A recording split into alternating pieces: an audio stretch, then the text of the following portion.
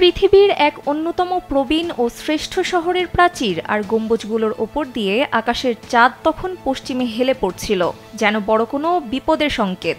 সময়টা ছিল ২৯ মে ১৪৫৩। অস্তমিত চাঁদের ম্লান আলোয় আকাশের তারাগুলো দেখতে পাচ্ছে শহরের প্রাচীরের বাইরে সুসজ্জিত সেনারা ধীরে ধীরে এবং সুশৃঙ্খলভাবে জড়ো হচ্ছে। ওই সৈন্যরা তাদের হৃদয় দিয়ে যেন অনুভব করছিল তারা ইতিহাসের মোড় ঘোরানো এক মুহূর্তের সামনে দাঁড়িয়ে আছে। এই শহর হচ্ছে দুর্দান্ত প্রতাপশালী বাইজেন্টাইন সাম্রাজ্যের রাজধানী কনস্ট্যান্টিনোপল, বর্তমান তুরস্কের সর্ববৃহৎ নগরী ইস্তাম্বুল। এরই প্রাচীরের বাইরে অপেক্ষমান সেনারা হল উসমানীয় শাসক গোষ্ঠী। চূড়ান্ত আক্রমণের প্রস্তুতি নিচ্ছে তারা। শহরের প্রাচীর লক্ষ্য করে টানা ৪৭ দিন ধরে গোলা বর্ষণ করে উসমানীয় কামান। ভীষণ এসি নিয়ে এলো মানিব্যাগ গ্যারান্টি অফার।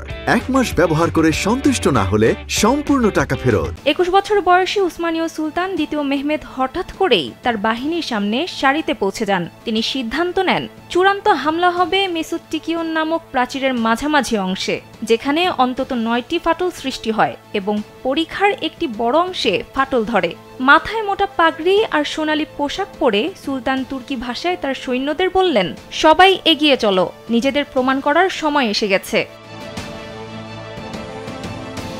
বিপুল সেনাবহরের এগিয়ে চলার পদশব্দ আর যুদ্ধের ডামাডোলে যেন রাতের নীরবতা ভাঙে। কান ফাটা সেই শব্দের মধ্যেই উসমানীয় সেনাদের আকাশ বিদীর্ণ করা চিৎকার শোনা যায় স্পষ্ট।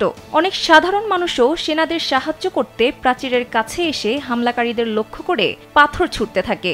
বাইজেন্টাইনের রক্ষাকর্তা খ্রিস্টান জনগোষ্ঠী নিজেদের বিভেদ ভুলে সেদিন একত্রিত হয় শহরের সবচেয়ে বড় ও পবিত্র গির্জা হায়া সোফিয়ায়। উসমানী মুসলিম সেনাদের অগ্রযাত্রা থামাতে প্রাণপণ লড়াই করে যাচ্ছিল বাইজেন্টাইন সেনারা। ভোরের দিকে তুর্কি সেনারা প্রাচীরের চূড়ায় পৌঁছে যায়। ততক্ষণে অধিকাংশ বাইজেন্টাইন সেনা মারা গেছে এবং তাদের সেনাপতি জিওভান্নি জাস্টিনিয়ানি গুরুতর আহত হন এবং তাকে যুদ্ধক্ষেত্র থেকে সরিয়ে নেওয়া হয়। ভোরের আলোয় দেখা যায় একজন তুর্কি সেনা কির্কোপোটা ফটকের উপরে থাকা বাইজেন্টাইন পতাকা নামিয়ে উসমানীয় পতাকা উড়িয়ে দিচ্ছেন। সুলতান মেহমেদ তার মন্ত্রী এবং সহযোগীদের সাথে একটি সাদা ঘোড়ায় চড়ে হায়া সোফিয়ায় যান। প্রধান ফটকের সামনে এসে ঘোড়া থেকে নেমে রাস্তা থেকে এক মুঠো ধুলো তুলে তার পাগড়িতে ছিটিয়ে দেন, আর তা দেখে তার সহযোগীদের চোখ ভিজে ওঠে। এভাবেই মুসলমানরা ৭০০ বছরের প্রচেষ্টার পর কনস্ট্যান্টিনোপল জয় করেন। এই জয় শুধু একটি শহর দখল বা এক রাজা থেকে আরেক রাজার ক্ষমতা বদল ছিল না, এর সঙ্গে এক ঐতিহাসিক যুগের পতন হয়, সূচনা হয় নতুন অধ্যায়। সানজিদা ইসলাম, কালবেলা।